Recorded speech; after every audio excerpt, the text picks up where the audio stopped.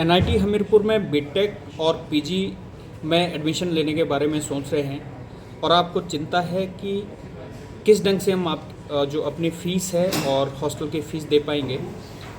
तो education loan कैसे लेना है उसके बारे में मैं आपको बताता हूँ। डिटेल में हम लोग बताएंगे और क्या क्या फॉर्मेलिटी है, क्या क्या डॉक्यूमेंट आपको चाहिए होंगे, इसके बारे में डिटेल में बताएंगे। आपने अंत तक वीडियो को देखना है। हेलो दोस्तों, मैं हूँ अनिल चौहान, आप है मेरे चैनल अनिल सिरमौर पर। तो देखिए, जब आप जोसा के बाद, काउंसलिंग के बाद कहीं भी कोई सा भी इंस्टीट्यूट लेंगे तो वहाँ पे, और आप एजुकेशन लोन भी लेना चाहते हैं, एजुकेशन लोन किस तरह का मिलेगा जिसमें आपकी इंस्टीट्यूट भी कवर होगी, जिसमें आपका रहने का भी कवर हो, आपको लैपटॉप की ज़रूरत है वो भी मिले, आपको मोबाइल की ज़रूरत है वो भी मिले। और इसके बाद यदि आप मंथली खुद के खर्चे के लिए 2-3 हज़ार रुपये भी चाहते हैं तो वो भी सारा एजुकेशन लोन में ऐड हो सकता है। और क्या क्या डॉक्यूमेंट इसके लिए आपको चाहिए, उस सारी चीज़ों के बारे में हम डिटेल में बात करेंगे। तो सबसे पहले आपने चैनल को सब्सक्राइब करना है, लाइक करना है, शेयर करना है। एनआईटी हमीरपुर में यदि आप एडमिशन लेना चाहते हैं तो यहाँ पे जो एनआईटी हमीरपुर का जो अपना बैंक है वो है स्टेट बैंक ऑफ इंडिया। तो एसबीआई जो एनआईटी हमीरपुर में है, यहाँ से बड़े आसानी से आपको लोन मिल जाएगा। और इसके लिए आपको क्या क्या करना है, सबसे पहले तो मैं आपको बताना चाहता हूँ कि आपका स्टूडेंट का और स्टूडेंट के पेरेंट्स का नंबर जो है, अकाउंट जो है वो स्टेट बैंक ऑफ इंडिया में होना चाहिए। एक बार और सुन लो, स्टूडेंट का और स्टूडेंट के पेरेंट्स का, पापा का, मम्मी का जो बैंक अकाउंट है वो स्टेट बैंक ऑफ इंडिया में होना चाहिए। चाहे आपका यहाँ हो, चाहे आपका किसी अपने होम ब्रांच में हो, वो चलेगा। दूसरा, यदि आपका किसी दूसरे बैंक में है, आप दूसरे बैंक से लेना चाहते हैं तो उसकी फॉर्मेलिटी मुझे नहीं मालूम है। मैं एसबीआई के बारे में बता सकता हूँ कि एसबीआई में से यदि आप लोन लेना चाहेंगे तो आपको क्या क्या फॉर्मेलिटी चाहिए होगी। तो बेहतर है कि यदि आप जो एडमिशन के बाद यहाँ जब एनआईटी हमीरपुर आएंगे, उससे पहले मैं state bank of India NIT Hamirpur का जो ब्रांच का कॉन्टैक्ट नंबर दे दूंगा, जहाँ से आपको बेहतर जानकारी मिल पाएगी कि आपको क्या क्या डॉक्यूमेंट जो है लोन के लिए चाहिए। तो सबसे पहले आपका सबसे मज़े की बात है कि ऑनलाइन भी आपका अकाउंट वो खोल देते हैं एनआईटी हमीरपुर में। आप उनको व्हाट्सएप अपने डॉक्यूमेंट कर देना, जैसे आधार नंबर वगैरह, तो आपके पेरेंट्स का भी खोल देंगे और आपके जो आपका अकाउंट नंबर भी खोल देंगे। तो सबसे पहले तो एसबीआई में दोनों का अकाउंट होना चाहिए, पेरेंट्स का भी और पेरेंट्स जो है स्टूडेंट का भी। दूसरा, आपको अपना आधार कार्ड, पैन कार्ड भी बना लेना है, ऑनलाइन बन जाता है। और 2 फोटो, स्टूडेंट के भी और पेरेंट्स के भी, ये दोनों चीज़ें चाहिए। देखिए, आधार कार्ड पेरेंट्स का भी चाहिए और पेरेंट्स के साथ जो है स्टूडेंट का भी चाहिए, और पैन कार्ड स्टूडेंट का भी चाहिए और पेरेंट्स का भी चाहिए। 2 फोटो स्टूडेंट के, 2 फोटो पेरेंट्स के, ये दोनों चाहिए। 2 नंबर हो गया। तीसरे पे जेई मेन और एडवांस का जो स्कोर कार्ड होता है या गेट का स्कोर कार्ड होता है वो चाहिए होगा, ठीक है। जेई मेन या एडवांस का स्कोर कार्ड और गेट का स्कोर कार्ड, ये भी चाहिए।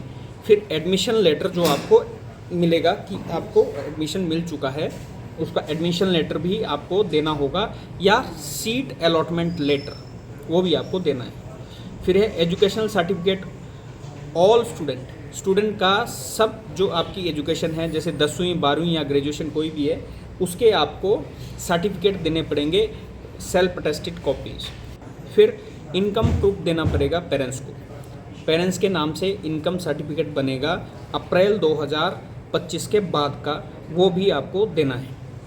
फिर है फी रिसिप्ट ऑल पेड, जो भी आपने फ़ीस दी है, सारी फीस की जो रिसीट है वो भी आपको देनी है। सबसे पहले मैं ये बता देता हूँ आपको कि आपने पहले, जब आप मान लो अभी फर्स्ट ईयर में एडमिशन लेना चाहते हैं, तो पहले फर्स्ट सेमेस्टर की सारी फीस आपको अपने जेब से ही देनी है। लेकिन यदि आप बैंक से रिक्वेस्ट करोगे तो बैंक आपको फर्स्ट सेमेस्टर की जितने पैसे लगे होंगे उसकी आपने रसीदें बैंक को देनी है और बैंक आपको वापस वो पैसा रिफ़ंड कर देगा। लेकिन फर्स्ट इंस्टेंस में आपको खुद ही पैसा देना है, ये क्लियर कर लो। तो फी रिसिप्ट ऑल पेड, जो भी आपने फीस दी है, चाहे आपने जोसा के माध्यम से दी है, चाहे आपने यहाँ दी है, जो आपने हॉस्टल में दिया, 40,000 रुपये हॉस्टल का है NIT हमीरपुर में, 40,000 रुपये, जिसमें कि जो आपका एनुअल चार्जेस भी है। 25,000 रुपये आपके खाने के हैं, उसके बाद 15,000 रुपये, 5,000 रुपये आपकी मेस सिक्योरिटी है जो आपको रिफंडेबल है, 10,000 रुपये एनुअल चार्जेस है जो रिफंडेबल नहीं है। तो 25,000 रुपये खाने के हैं दिसंबर तक के, वो भी अप्रॉक्सीमेट है। बच गए तो आपको हम ऐड करते हैं, कम रह गए तो आपसे हम दोबारा लेते हैं। फिर है रिजल्ट ऑफ ऑल सेमेस्टर,